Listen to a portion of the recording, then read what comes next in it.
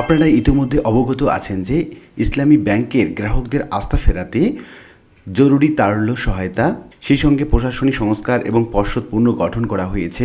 আমানতকারীদের আস্থা ফেরানোর বিভিন্ন রকম উদ্যোগ নেওয়া হয়েছে। সুশাসন এবং আইনি নজরদারি জোরদার করা হয়েছে। এরকম বিভিন্ন রকম পদক্ষেপ নেওয়া হয়েছে। কিন্তু তারপরও নতুন করে আস্থা সংকটে রয়েছে ইসলামী ব্যাংক। কঠোর কর্মসূচির হুঁশিয়ারি দিয়েছে এই গ্রাহকগণ। এই সংক্রান্ত একটি প্রতিবেদন বাংলা ট্রিবিউন পত্রিকা প্রকাশ করে, আপনারা স্ক্রিনে যারা দেখতে পাচ্ছেন। কিন্তু কেন নতুন করে এই আস্থার সংকট তৈরি হয়েছে ইসলামী ব্যাংকে এবং কঠোর কর্মসূচির হুঁশিয়ারি কেন তারা দিয়েছেন, এই সংক্রান্ত বিস্তারিত তথ্য জানাবো আজকে ভিডিওতে। আমরা যেমনটা দেখিয়ে নিচ্ছি বাংলা ট্রিবিউন পত্রিকায় যেমনটি বলা হচ্ছে, দেশের বৃহত্তম শরিয়াভিত্তিক আর্থিক প্রতিষ্ঠান ইসলামী ব্যাংক বাংলাদেশ পিএলসিকে ঘিরে নতুন করে অনিশ্চয়তা এবং উদ্বেগ তৈরি হয়েছে। ব্যাংকটির পরিচালনা পর্ষদ পুনর্গঠন, বিতর্কিত ব্যক্তিদের সম্পৃক্ততা এবং ভবিষ্যৎ পরিস্থিতি নিয়ে গ্রাহকদের মধ্যে শঙ্কার যে প্রেক্ষাপট, সেটা এবার সরব হয়েছে ইসলামী ব্যাংক সচেতন গ্রাহক ফোরামের পক্ষ থেকে। মঙ্গলবার 16 জুন বাংলাদেশ ব্যাংকের কেন্দ্রীয় কার্যালয় গভর্নরের কাছে একটি স্মারকলিপি পেশ করেন সংগঠনটি। এতে ব্যাংকের অতীত সুনাম এবং গৌরব পুনরুদ্ধারের লক্ষ্যে অবিলম্বে সৎযোগ্য এবং পেশাদার ব্যক্তির সমন্বয়ে পূর্ণাঙ্গ পরিচালনা পর্ষদ গঠন এবং গ্রাহকদের আস্থাপূর্ণ প্রতিষ্ঠা, লুণ্ঠিত অর্থ উদ্ধার, দোষীদের বিচার এবং ব্যাংকের প্রকৃত মালিকদের কাছে মালিকানা ফিরিয়ে দেওয়ার দাবি জানানো হয়েছে। স্মারকলিপিতে আরও বলা হয়, সম্প্রতি ব্যাংকের চেয়ারম্যান হিসেবে বাংলাদেশ ব্যাংকের সাবেক ডেপুটি গভর্নর খুরশিদ আলমের নিয়োগ এবং জাতীয় সংসদে ইসলামী ব্যাংক নিয়ে সরকারের উচ্চ পর্যায়ের বক্তব্যের পর গ্রাহকদের মধ্যে নতুন করে উদ্বেগ সৃষ্টি হয়েছে। এর ফলে অনেক গ্রাহক আমানতের নিরাপত্তা নিয়ে শঙ্কিত হয়ে ব্যাংকের বিভিন্ন শাখা থেকে অর্থ উত্তোলনে ভিড় করেন। এতে কিছু শাখায় নগদ উত্তোলন সরবরাহে চাপ সৃষ্টি হয়ে পরিস্থিতি আরও জটিল হয়ে পড়ে বলে উল্লেখ করা হয়েছে। এই অবস্থায় দাবি পূরণ না হলে কঠোর কর্মসূচি দেওয়ার হুঁশিয়ারও দিয়েছে এই সংগঠনটি। এখন আমরা জানব গ্রাহকদের প্রশ্নের মুখে বাংলাদেশ ব্যাংকের ভূমিকা কী ছিল এবং কী ভূমিকা পালন করছেন তারা মূলত। স্মারকলিপিতে ইসলামী ব্যাংকের গ্রাহকরা অভিযোগ করেন, দেশের ব্যাংকিং খাতের নিয়ন্ত্রক সংস্থা হিসেবে বাংলাদেশ ব্যাংকের অন্যতম প্রধান দায়িত্ব হল আমানতকারীদের স্বার্থ সুরক্ষা, ব্যাংকিং খাতে সুশাসন নিশ্চিত করা এবং অনিয়ম ও দুর্নীতির বিরুদ্ধে দ্রুত ব্যবস্থা নেওয়া। কিন্তু ইসলামী ব্যাংকের ক্ষেত্রে কেন্দ্রীয় ব্যাংকের ভূমিকা নিয়ে গ্রাহকরা হতাশ হয়েছে। তাদের দাবি, ব্যাংকটি সংকট ক্রমেই প্রকট হলেও নিয়ন্ত্রক সংস্থার পক্ষ থেকে দৃশ্যমান এবং কার্যকর পদক্ষেপের অভাব স্পষ্ট হয়েছে, যা গ্রাহকদের আস্থাহীনতা আরও বাড়িয়ে দিয়েছে। এরপর স্মারকলিপিতে উল্লেখ করা হয়েছে, 2017 সালে এস আলম গ্রুপের মাধ্যমে ইসলামী ব্যাংকের মালিকানা পরিবর্তনের ঘটনাকে গ্রাহকরা এখনও একটি বিতর্কিত অধ্যায় হিসেবে দেখেন। তাদের অভিযোগ, সেই সময় শেয়ার হোল্ডারদের উপর চাপ প্রয়োগ করে ব্যাংকের নিয়ন্ত্রণ পরিবর্তন করা হয়। পরে ব্যাংক থেকে বিভিন্ন উপায়ে কয়েক হাজার কোটি টাকা বের করে নেওয়া হয়েছে। গ্রাহকদের ব্যাংকিং নীতিমালা লঙ্ঘন করে ব্যাপক ঋণ বিতরণ, বেনামি প্রতিষ্ঠানের নামে অর্থায়ন এবং নিয়ম বহির্ভূতভাবে নিয়োগের মতো কর্মকাণ্ডের বিরুদ্ধে যথাসময়ে ব্যবস্থা নেওয়া হলে পরিস্থিতি এতটা ভয়াবহ হতো না। সচেতন গ্রাহক ফোরামের দাবি, 2024 সালের রাজনৈতিক পট পরিবর্তনের পর ইসলামী ব্যাংকে ধীরে ধীরে ঘুরে দাঁড়ানো শুরু করে। গ্রাহকদের আস্থা ফিরে আসায় ব্যাংকে আমানত প্রবাহ উল্লেখযোগ্যভাবে বাড়ে।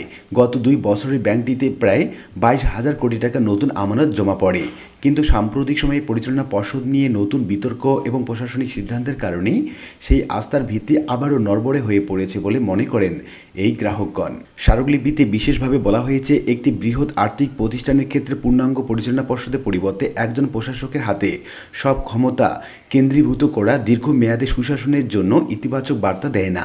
গ্রাহকদের আশঙ্কা, এই সুযোগে অতীতে ব্যাংক লুটপাটের সঙ্গে জড়িত কিংবা বিতর্কিত ব্যক্তিদের পুনর্বাসনের চেষ্টা হতে পারে। তাই তারা অবিলম্বে একটি গ্রহণযোগ্য, নিরপেক্ষ এবং পেশাদার পরিচালনা পর্ষদ গঠনের দাবি জানিয়েছেন। স্মারকলিপিতে ইসলামী ব্যাংকের অতীত সাফল্যের কথাও তুলে ধরা হয়েছে। বলা হয়, 1983 সালে প্রতিষ্ঠার পর ব্যাংকটি শুধু দেশের নয়, এশিয়ার অন্যতম সফল ইসলামী ব্যাংক হিসাবে পরিচিতি লাভ করে। আমানত, বিনিয়োগ, বৈদেশিক বাণিজ্য, প্রবাসী আয় সংগ্রহ এবং কর্পোরেট সামাজিক দায়বদ্ধতার ক্ষেত্রে ব্যাংকটির অবস্থান ছিল শীর্ষ পর্যায়ে। এ সময় দেশের বিভিন্ন রেমিটেন্সের উল্লেখযোগ্য অংশ ইসলামী ব্যাংকের মাধ্যমে আসত এবং গ্রাহকদের আস্থা এতটাই শক্তিশালী ছিল যে বিনিয়োগের চাহিদা পূরণের পরও ব্যাংকে বিপুল পরিমাণ অর্থ উদ্বৃত্ত তহবিল থাকত। স্মারকলিপিতে 7টি গুরুত্বপূর্ণ দাবি তুলে ধরা হয়েছে। 1 নম্বরে বলা হচ্ছে সৎ, দক্ষ এবং পেশাদার ব্যক্তির সমন্বয়ে পূর্ণাঙ্গ পরিচালনা পর্ষদ গঠন করতে হবে। ব্যাংকের প্রকৃত মালিকদের কাছে মালিকানা ফিরিয়ে দিতে হবে। ব্যাংকের লুটেরাদের বিচারের জন্য বিশেষ ট্রাইব্যুনাল গঠন করতে হবে। ব্যাংকিং খাতে স্থিতিশীলতা ফিরিয়ে আনা এবং অপপ্রচার রোধ করতে হবে। বিদেশে পাচার হওয়া অর্থ উদ্ধার এবং সম্পদ বাজেয়াপ্ত করতে হবে। ব্যাংক কোম্পানি আইন সংশোধন করে লুটেরাদের পুনর্বাসনে পথ বন্ধ করতে হবে। ইসলামী ব্যাংক নিয়ে সংসদে দেয়া বিতর্কিত বক্তব্য প্রত্যাহার করতে হবে। স্মারকলিপির শেষ অংশে গ্রাহকরা স্পষ্ট ভাষায় বলেন, ইসলামী ব্যাংক কোনো ব্যক্তি, পরিবার বা গোষ্ঠী সম্পদ নয়। এটি কোটি কোটি আমানতকারীদের বিশ্বাস, আবেগ এবং অর্থনৈতিক নিরাপত্তার প্রতীক। তারা সরকার, বাংলাদেশ ব্যাংক এবং সংশ্লিষ্ট কর্তৃপক্ষের প্রতি অবিলম্বে কার্যকর উদ্যোগ নেয়ার আহ্বান জানিয়েছেন এবং তারা বলেন, গ্রহণযোগ্য পরিচালনা পর্ষদ গঠন, সুশাসন প্রতিষ্ঠা এবং আমানতের নিরাপত্তা নিশ্চিত করতে দৃশ্যমান পদক্ষেপ না নেওয়া হলে সাধারণ গ্রাহকরা আরও বৃহত্তর এবং কঠোর কর্মসূচি ঘোষণা করতে বাধ্য হবে। বিশ্লেষকদের মতে ইসলামী ব্যাংককে ঘিরে সাম্প্রতিক ঘটনা প্রবাহ শুধু একটি ব্যাংকের সংকট নয়, এটি দেশের সামগ্রিক ব্যাংকিং খাতের আস্থা, সুশাসন এবং নিয়ন্ত্রক কাঠামোর কার্যকারিতা নিয়ে নতুন করে প্রশ্ন তুলেছে। ফলে পরিস্থিতি মোকাবেলায় বাংলাদেশ ব্যাংক কী পদক্ষেপ নেয় সেটি এখন গ্রাহক, বিনিয়োগকারী এবং পুরো আর্থিক খাতের জন্য সবচেয়ে গুরুত্বপূর্ণ বিষয়। উল্লিখিত বিভিন্ন আলোচনা থেকে আমরা এটুকু বলতে পারি যে নতুন করে আসার সংকটে ইসলামী ব্যাংক এবং এই ব্যাংকটি যদি নতুন করে ঘুরে দাঁড়াতে না পারে কিংবা সরকার যদি যথাযথ পদক্ষেপ না হয়, তাহলে গ্রাহকগণ আরও বেশি কঠোর কর্মসূচি দিতে পারেন এবং ব্যাংকটি আরও বেশি মুখ থুবড়ে পড়তে পারে। আর এজন্য সরকারের উচিত এখনই এই ইসলামী ব্যাংক সম্পর্কে আরও ভালো পদক্ষেপ নেওয়া। আশা করি বিষয়টি বুঝতে পেরেছেন। আর আজকে ভিডিওটি এ পর্যন্তই। ভিডিওটি ভালো লাগলে লাইক, কমেন্ট করতে ভুলবেন না। এরকম গুরুত্বপূর্ণ ভিডিওর আপডেট পেতে চ্যানেলটি অবশ্যই সাবস্ক্রাইব করে রাখুন। ভালো থাকবেন, দেখা হবে অন্য কোনো ভিডিওতে। আসসালামু আলাইকুম।